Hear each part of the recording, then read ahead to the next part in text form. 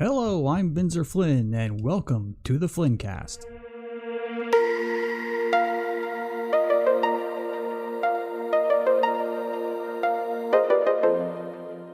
Yeah.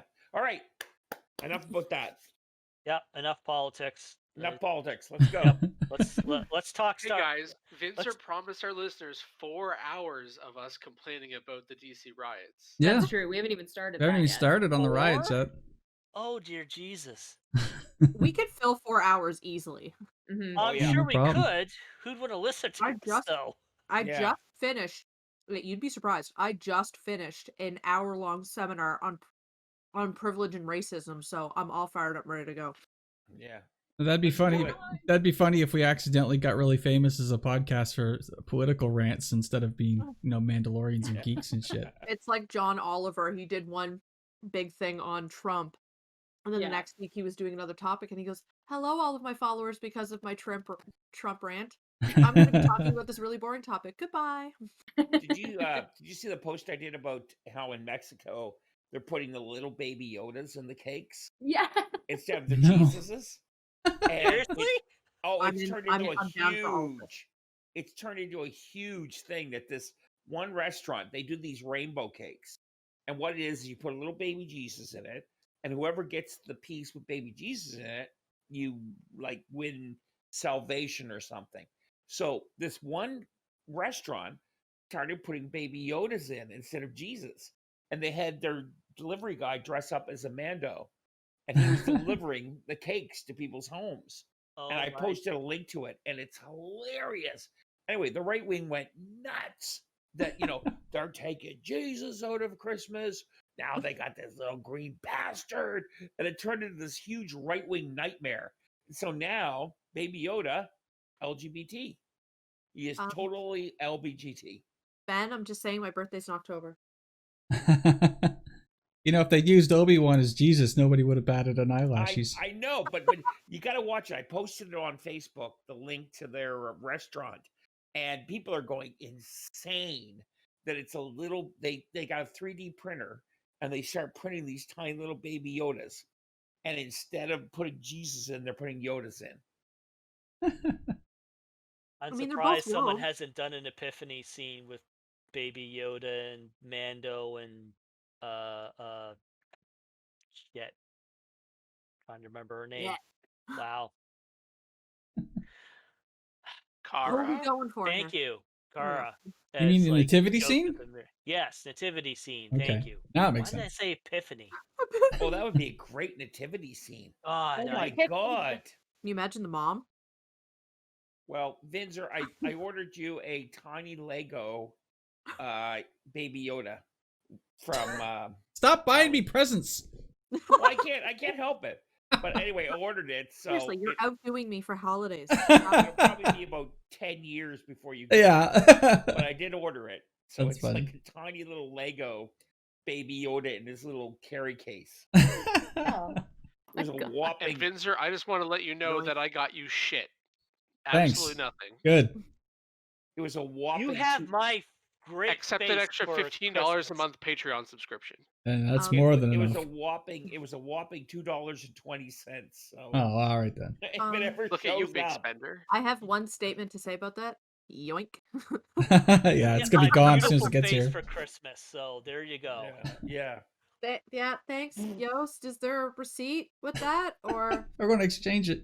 Nope, no exchanges, no returns. All Dutchman final. Ah! When he gets here, I'll put him with Nugget in the background there. Naggy? I'll turn him so he's Yeah. I gotta ask Finzer, what's with the new suit? Looks dead. Oh, and he wanders away. Fuck. Maybe you can answer. What's with Finzer's new suit? I noticed that Le Chateau was going out of sale, and I was just like, "Hey Ben, you need a new suit." So I took him to go get it because What? it was Yeah, like, yeah. And was It that was- easy? Wow, I'm impressed. honestly, it was like an hour. We're discussing your new threads there, Vince. Yeah. And the what the occasion was for the new the spreads. vest and the pocket watch are a nice touch. Yes, very much. Very much. I really want to host an episode of Countdown with Flynn's now. 8 out of 10 What do you Flintstones countdown. folks think about Ken Jennings as the new host of Jeopardy? I haven't watched it yet. Not a fan. Not a fan. I mean, Well, Yeah, apparently Well, they're no going one's to going be. to measure up against Trebek. So. yeah, I know. impossible. No, but he's friends with Bean Dad, that guy with the whole. Who's Is he mean to really? the Yeah. idiot. Yeah, he's got some problematic. He's done some problematic tweets in the past. So I'm not like going to write somebody off for their entire life because they made a bad joke. But I don't know. After Well- 30 years of Trebek, it's bad. Well, that's the thing. I mean, Trebek, oh my god, the Trebek's been there since like God, the 90s. So I mean, Yeah. for most people, for a lot of people in the world, the only person they have known on Jeopardy is like Trebek. It's like the only queen we've known here is Elizabeth II, because Anyone else no go to one, drag queen? frankly, no one has been alive that knew her father, George the Sixth. So Yeah. eventually passes away. Yeah. I mean, it's just going to be a mind-blowing experience because Yeah. I mean, who else could be? No one else could be queen or Yeah. king. Trebek was Jeopardy. All right. So there you Can go. can I tell my Trebek sex story? Oh, fuck. This is going in. What? Yep. Let's You let's ready hear for it.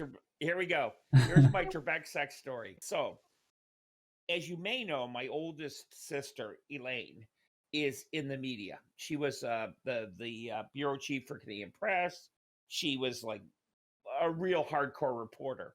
So I guess way back when, before Trebek ever did Jeopardy, one of her friends went out with him, and it didn't go well. It was not a good date. It was like a very unpleasant date. So she's like, okay, well, we're never going to see each other again. But journalism being very incestual, she started going out with Trebek's roommate.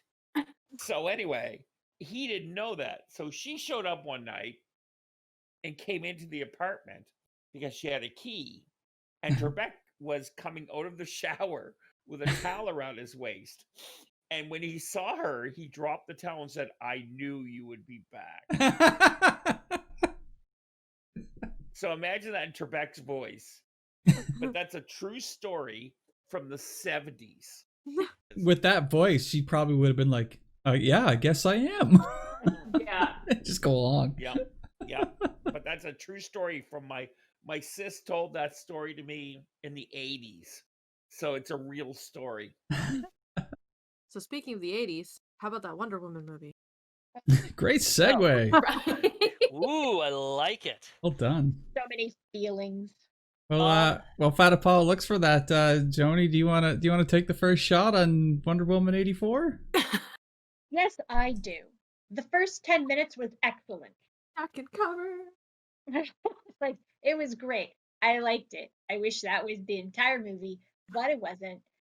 I don't understand why it was shot in the 80s. First of all, no idea. It's like it had, other than we got like the kind of Reagan clone with Alzheimer's, and we got some like like the missile stuff and the whole duck and cover, because that was a legit thing in the 80s when we were kids, that they were actually convinced there's going to be nuclear war. Like that was legit. That's cool. Okay, fine, whatever. But I ended up with Cheetah. They didn't characterize her correctly. I ended up with Wonder Woman, I don't know, raping a man, because she really did, because it was another man's body, and she was would not have been okay with that. Like, Wonder Woman would not have been okay with that. I heard they almost cut the first 10 minutes of the movie too. I don't know if that's true or not. Ooh, Okay. if they'd done that, then the movie would have been complete shit from the sounds of it. I feel like the only reason it was in the 80s is that we haven't really done that yet. Like we did Captain Marvel in the 90s and other stuff, you know, time travel. But in the 80s we haven't really done yet outside of Stranger Things. So I don't know. X-Men was 70s.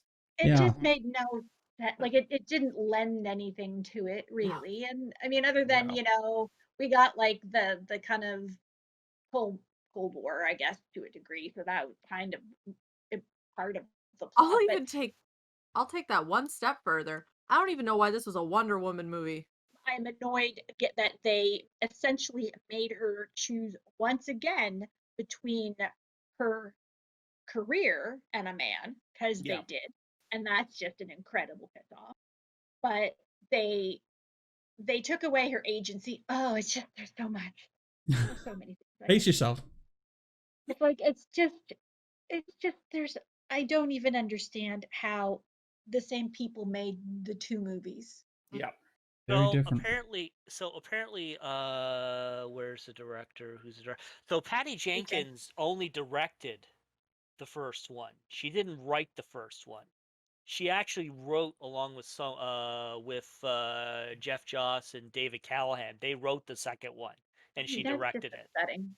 So That's just- apparently, Patty Jenkins, fantastic director, Mhm. not the best writer. Apparently, So is No. she writing Rogue Squadron, or is she just directing? I don't know if she's writing it or just directing it. If she just directs it, I'm good with that. But if this is what she comes up with when she writes, I'm gonna have some issues.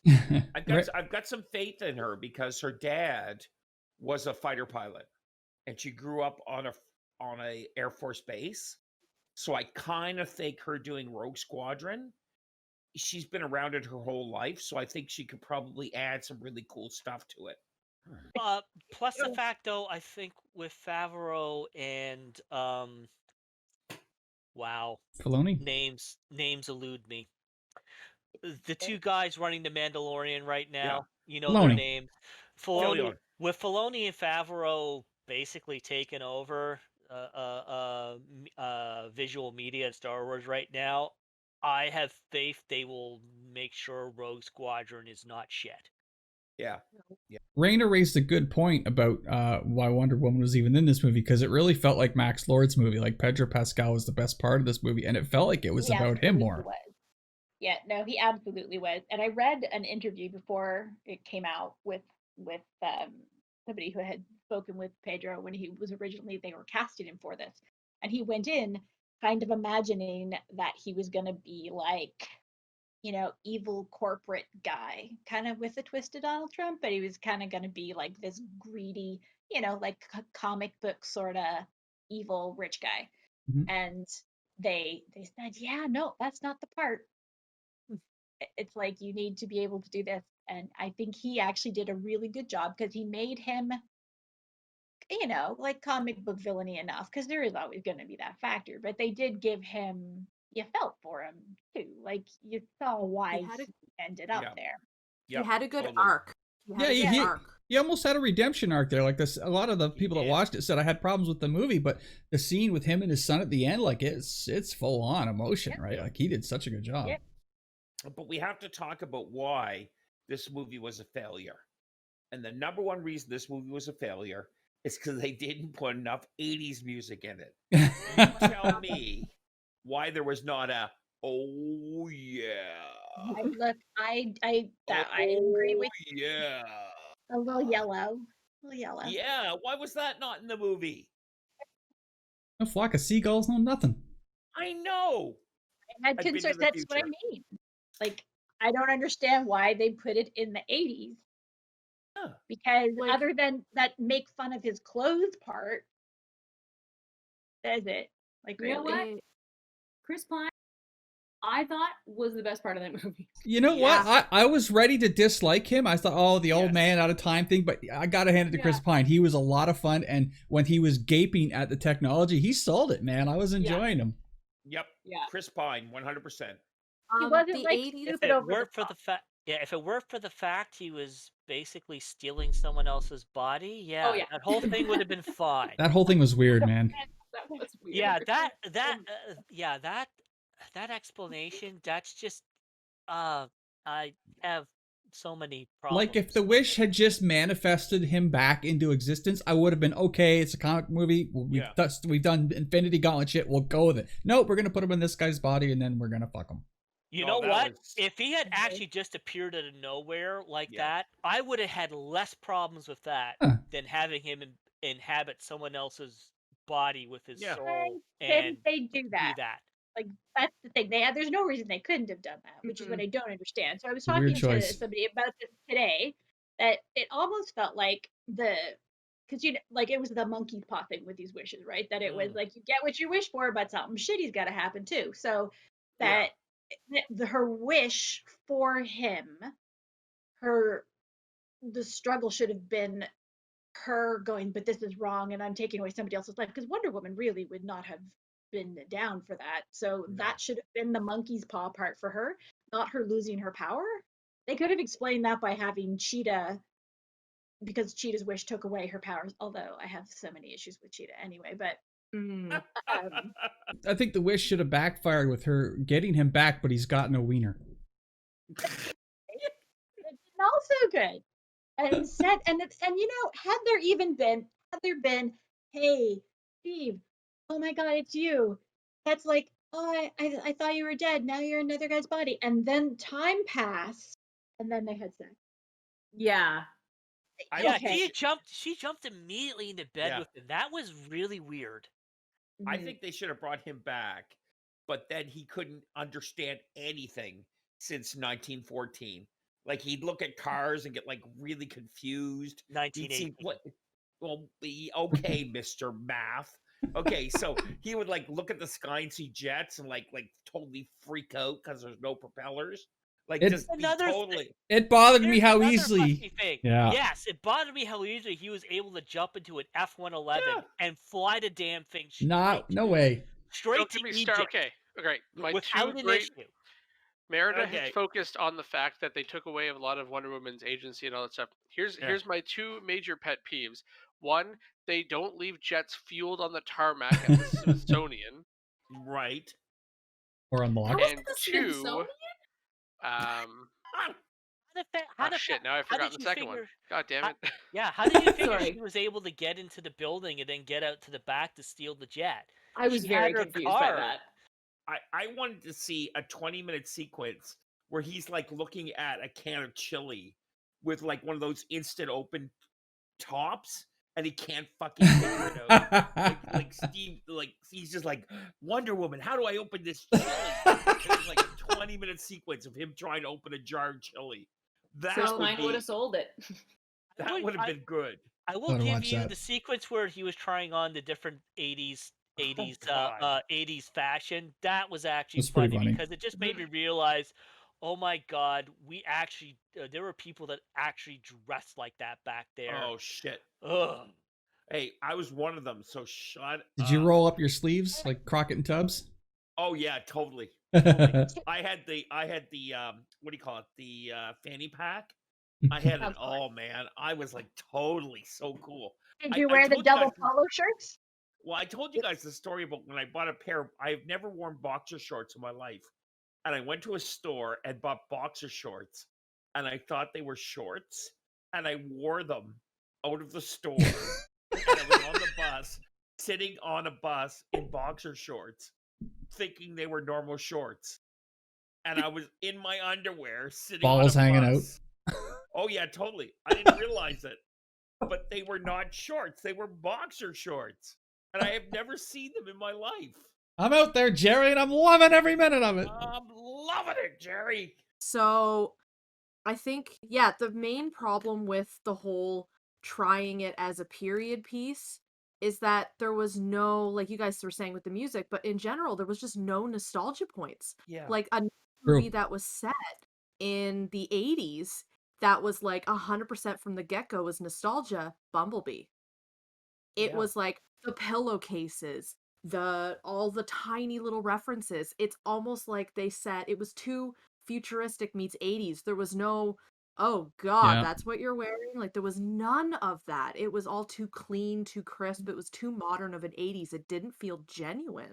I was hoping for something a little bit more like Stranger Things, but not even close. Yeah. Like I was hopeful because the mall in the beginning. Yeah. Right? I thought, okay, this is cool. That's very much an 80s mall. Like, all right. And then that just kind of stopped. Other than the fashion show. Like that business office? Are you point. kidding me? That they did commit to the 80s scene. No. Like they didn't have 80s music. They didn't have the like proper 80s clothes. So yeah, what you said is awesome. I remembered my second point. So Yes. you're telling me that Diana Prince, with all the resources of the Smithsonian, which is arguably the greatest museum in America, needed some dude, bro, with a Mayan textbook from his great great great grandpappy that hasn't been sold by now to a museum for a quadrillion dollars, just happens to be in the yellow pages that they can find. Oh man, this is your Star Wars knife in the desert thing all over again, isn't it? This is totally my Star Wars knife in the desert thing all over again. I'm like, why the fuck did they say, let's write in a throwaway character that has an ancient artifact that just so happens to be the MacGuffin that tells us about the thing we need to find out? Why not just, seriously, why couldn't it just have been a tablet in a catalog at the Smithsonian or something realistic? You know, one of our D&D campaigns now, your character's going to find a knife in the sand and it's going to be plot specific. Now, having said that, Cryos, the majority of what we learn about the artifact, Barbara Morava actually did find out through research and then told Wonder Woman. So, I mean, the book was the final thing that basically cemented it all in place, but it wasn't the entire. It didn't explain the entire thing. Why does every villain before they become a villain look like Minerva? Like, think about it. Like Michelle Pfeiffer's Catwoman, Aldrich Killian from Iron Man 3, Jim Carrey is the like they all look like the frazzled hair, the glasses. Like, it's every time. Oh, so quintessential geek that everyone thinks a geek should look like. I know, and there was the meme I saw had more examples than that, but it's been done to death. Octavia. I'm feeling attacked. Yeah. I mean, look at Reyna and Merida. They could pull off the nerdy frazzled girl and then turn themselves into gorgeous, beautiful babes at the drop of a hat. I'm scared of them both. Shanaris, I would include you, but I've never seen you made up, so I'm just gonna imagine it. But can we talk about how Wonder Woman was like a terrible friend? Like, she was like the worst friend to Cheetah. No. Like, she's like totally, like, Cheetah's like totally reaching out to her, and she's like, I love you, I really want blah blah blah blah blah, and then Wonder Woman just like blows her off all the time. Yeah, that's one of those things that happens, and she's like getting more Cheetah all the time, and meanwhile Wonder Woman's like, yeah, whatever, I'm with this sexy golem. You know, as soon as she got her man back, eh? But she is not supporting her girl. This is not Sex in the City. This is like a terrible Sex in the DC. Here's your free lunch. Get the fuck out of here. Yeah, exactly. Yeah, thanks for buying me dinner. Fuck you. Ghosted. Very much. It's just disappointing because the first movie, I left, and I mean, I think a lot of women felt the same way. I mean, I'm sure everybody did. I can only speak to it from a woman's perspective, but you know, it was so exciting to see so many women fighting, doing things. It was just like you don't usually get that. And then, so that's the first 10 minutes was exciting. I'm like, yeah, look at everything. It's like America, Amazon, Ninja Warriors. It's yeah. Oh God, it was so good. Right. And then suddenly, by the end, I'm like, there's no girl power in this at all. Like, nothing other than I got Linda Carter. I mean, that was really cool. Linda Carter, yes, that is probably one of the best scenes in the movies.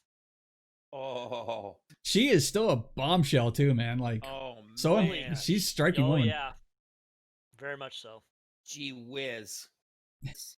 I got to hang out with Lyle Wagner, so I got to touch her remotely through Lyle Wagner. So I feel very good. Not where I was expecting that anecdote to go. Yeah, I got to touch the costume. I got to touch her remotely.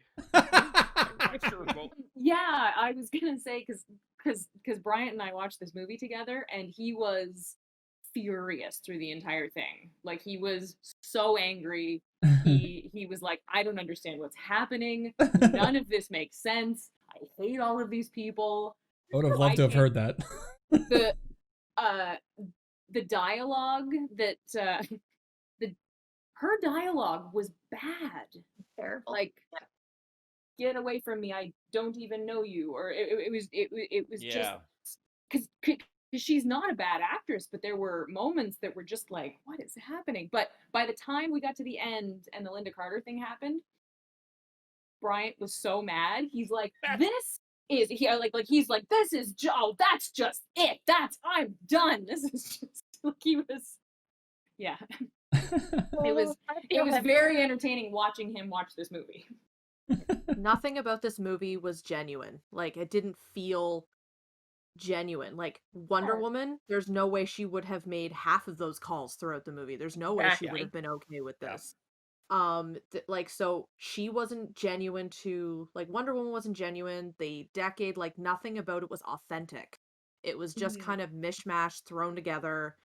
And I think that was like the biggest thing that wasn't sitting well. Like, I remember we were watching it and Ben was really silent. And then halfway through he goes, are we just not going to address the guy she displaced? Like, are we just not going to talk about this? I think I compared it to like when before Novak got destroyed when Castiel was in his body, and I'm like, this guy's probably tucked in the back trunk of this guy's mind screaming. Like, yeah. So there was enough of this movie that I thought it was good, but it wasn't great. It wasn't like the first one. The first one was fucking amazing. Yes. This one, I guess, was just good. Well, I've been saying that it wasn't a good movie. It was a fun movie, but it wasn't a good movie. The thing that, like Fantastic Four. Yeah, true. And I love those old Fantastic Four movies. One of the things that bothered me the most about this is that a lot of the powers they tried on screen did not translate well from comics. Like the tiara boomerang. I hate the tiara. It's like, I hate batarangs. Like this, that shit would not work in real life. You should stop trying to make it look realistic.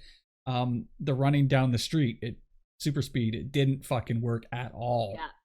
Even, I mean, the invisible jet was kind of fine, you know, it was the throwback to the 80s thing, but like it felt really shoehorned in, you know, like, I don't know. Yes.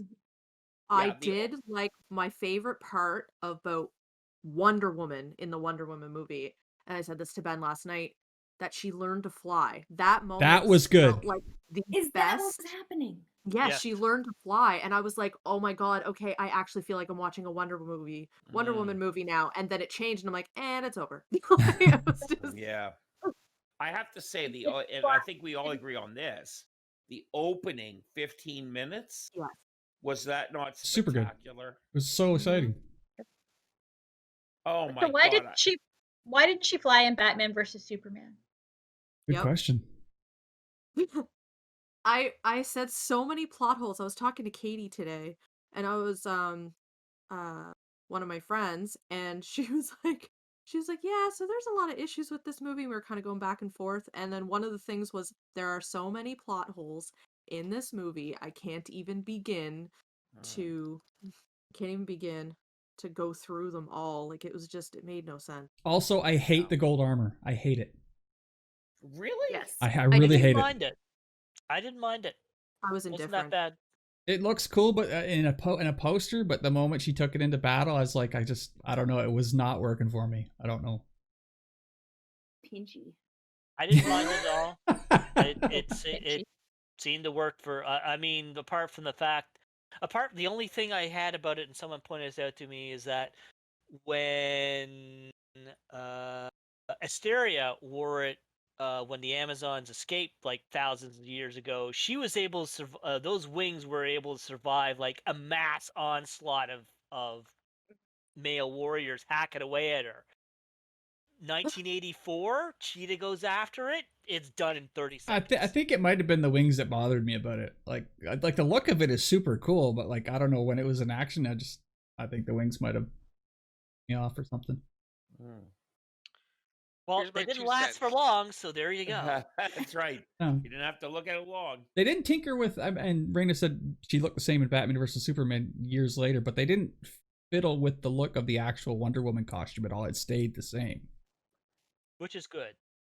Yeah. At least there's some continuity there then. It looked great the first time, so I was glad they didn't tinker with that, because it looks good as is. I thought we were going to get weird 80s Wonder Woman clothing. And I was scared. Yeah, she actually dressed pretty. I mean, if you wanted to talk about that, she actually was dressing pretty decently for the 80s. I mean, that stuff you could have worn like today and no one would have had an issue with it. Yeah, and I think that that's actually part of it. She never seemed, you could have put her in any time period pretty much with what she was wearing and it would have been fine. Yeah, I didn't see any of the big shoulder pads or anything like that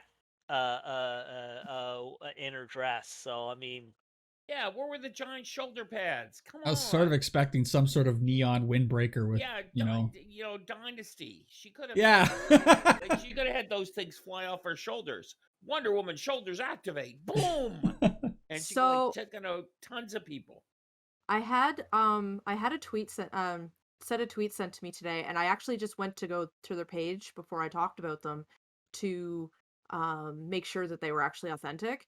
But Ted Cruz watched it with his wife on Boxing Day, and he basically like shredded Pedro Pascal the entire movie, and then Pedro Pascal comes back with Ted Cruz's phone number to share your thoughts, and then 512-916-5834. I love him. Pedro is amazing on Twitter. Which I'm sure has been changed by now, but I love him. I mean, Not two of them were. Not if it's a public office number. When him and Oliver were drinking, and then they were posting their Christmas pictures, it was beautiful. I will say, and it's been said here, it was said here in the past, Pedro. I mean, if you wanted over the top supervillain, Pedro Pascal did a pretty damn good job at it. Yeah, it didn't feel like Maxwell Lord though. Not the Maxwell Lord that I've kind of come to know. I have limited access to him. Obviously, I'm not. I don't read a lot of the stuff that he's in, but of what I do know about him, it didn't feel dark. It felt a little hokey, which I get was kind of the whole point. But my access to Maxwell Lord as a comic book character is primarily Supergirl with Peter Facinelli. Is it? It's Italian. I just can't remember. Facinelli? Yeah. And I mean, I love the actor. Don't get me, like, he is great. And Pedro Pascal is amazing, but I liked Peter's version of Maxwell better. Like, it was more sinister, more realistic, more grounded, I think.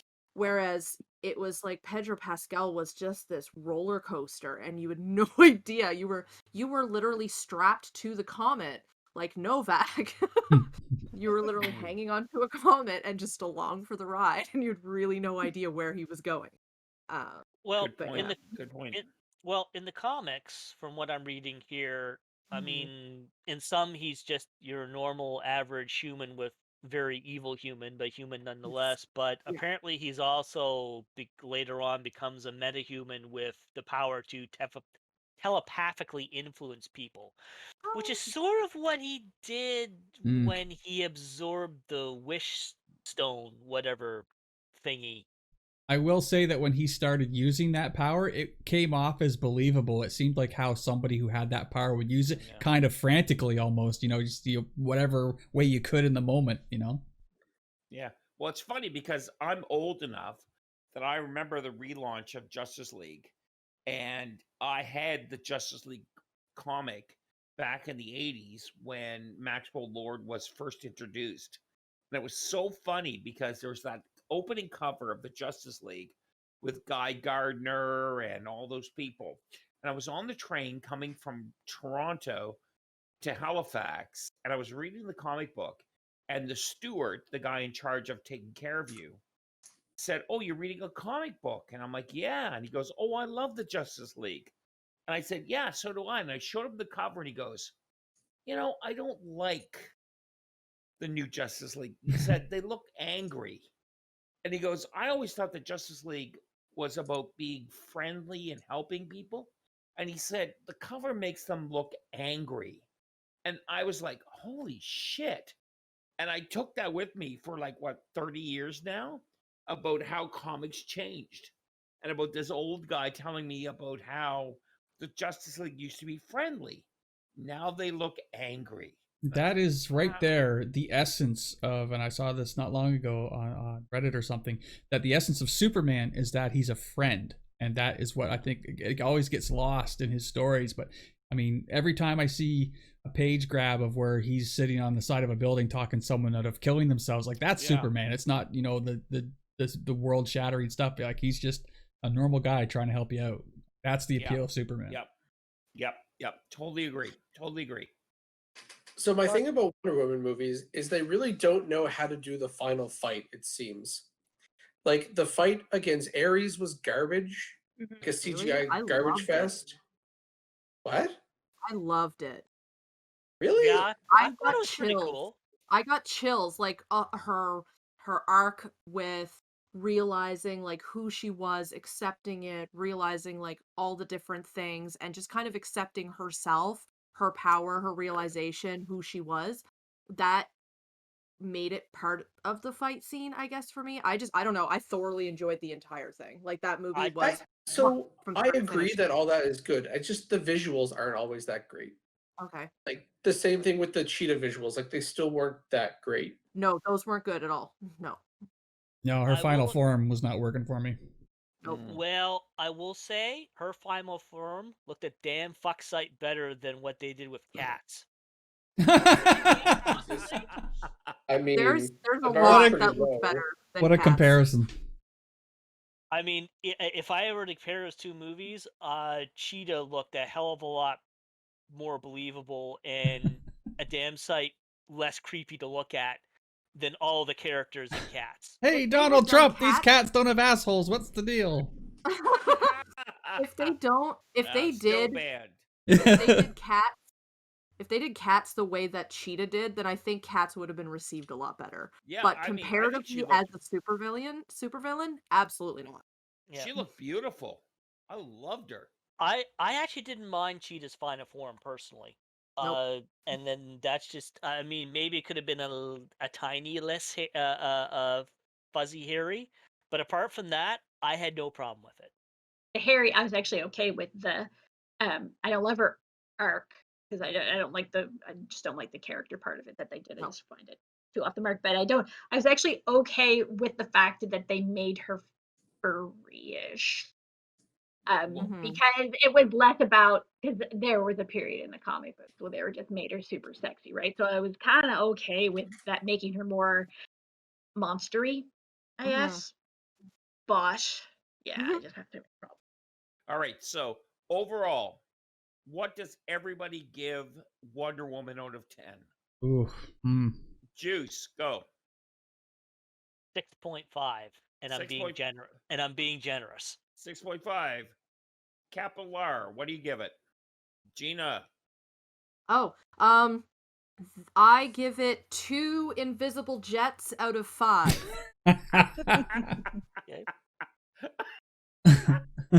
Sorry, give me a sec. That's hilarious. Okay, Vin, what do you give? I give it 5 fanny packs.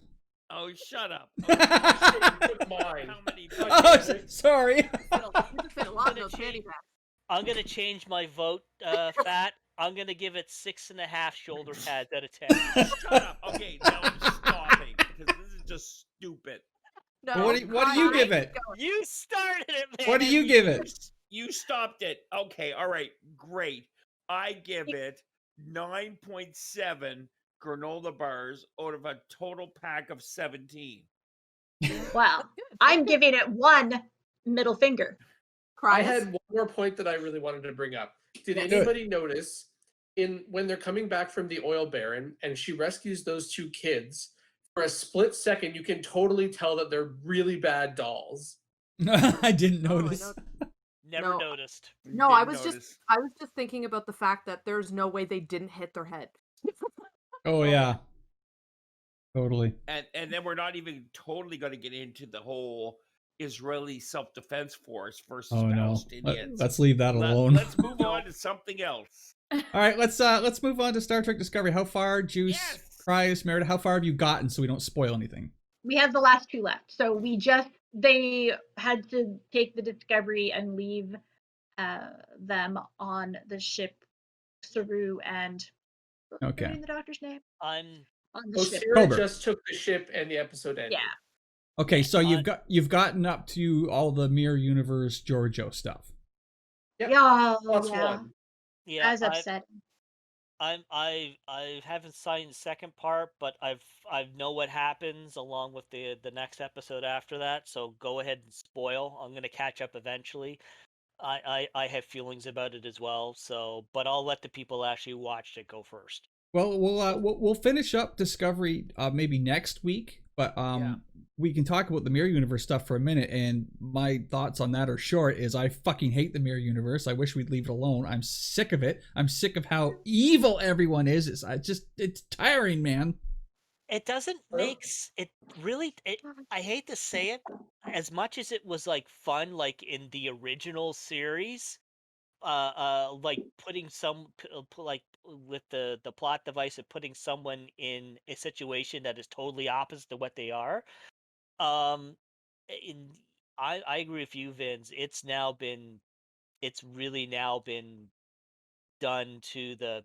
It's been overdone. It needs to be used really sparingly to work. I find. Yeah, I agree. don't get how a Starfleet can work like that.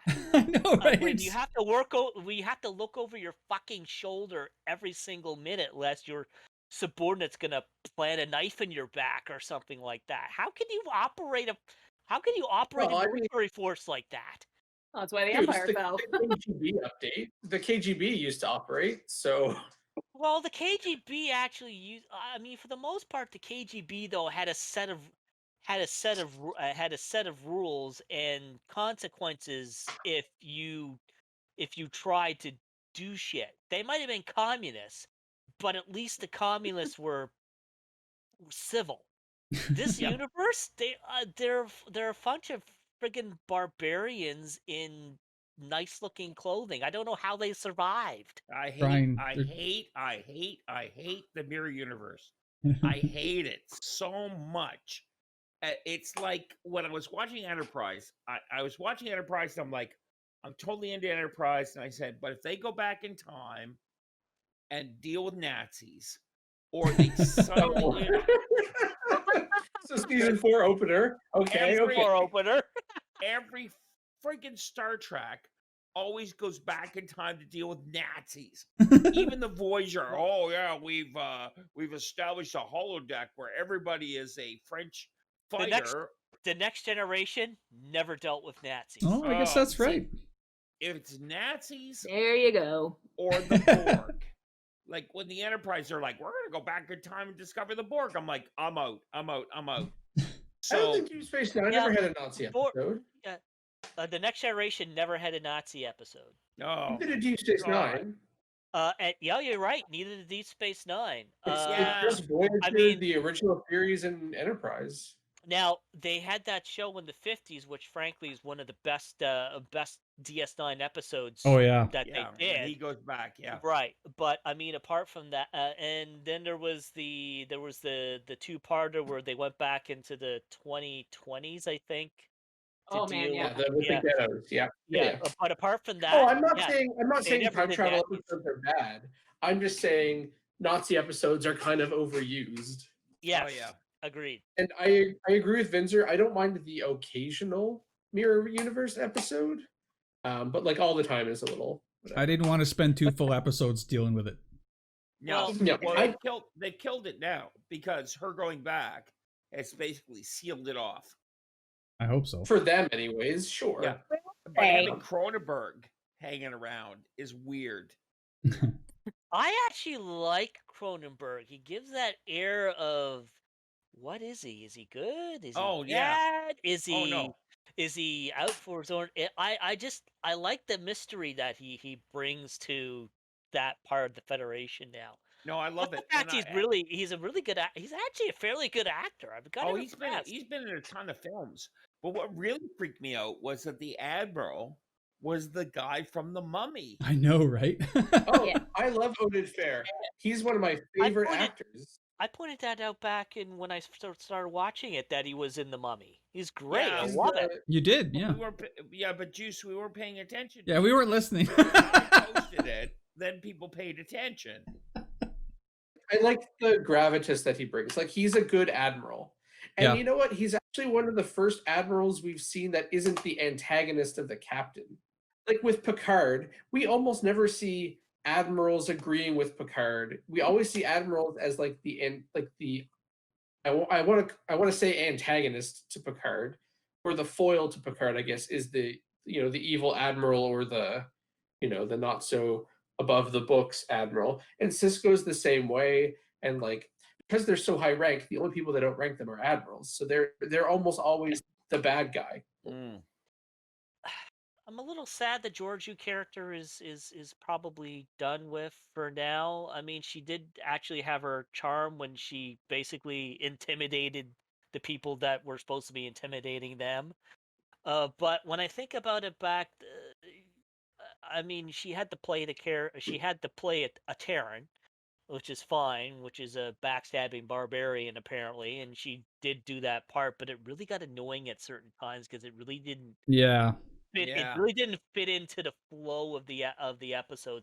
There were other times where that charm worked perfectly. It was getting old. I gotta tell you, I was not a fan of hers. No, I love her as a actress. I love her in everything she does. Same. But I just found that putting this Empress into the Star Trek universe didn't work. It really didn't work. And I think the writers tried to write her out by doing this whole, gateway to forever to get rid of her, because they had written themselves into a corner. And they're like, well, God, how do we get rid of this character? And they send her back into her. I love Georgiou a lot because I love the fact that she was backstabbing and sarcastic as fuck. Makes me happy. I enjoy her. I do agree with Juice in that sometimes it just didn't work though. Like it was always funny. Like I always really liked it, but there were times when it just felt kind of shoehorned into a scene, And so I didn't love that. And I hated the mirror universe stuff because it breaks like a little bit here and there is fine, but I don't need to see. I feel it like I think the actors probably really like it because I think they get to kind of stretch and do something different. It's probably.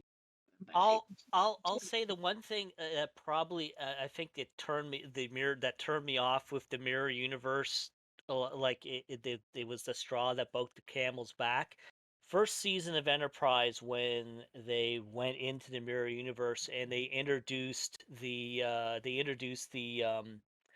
agonizer booths, and fourth season of Enterprise. First season. Fourth. It doesn't happen in the first season. It's a harder in the season 4. No. No.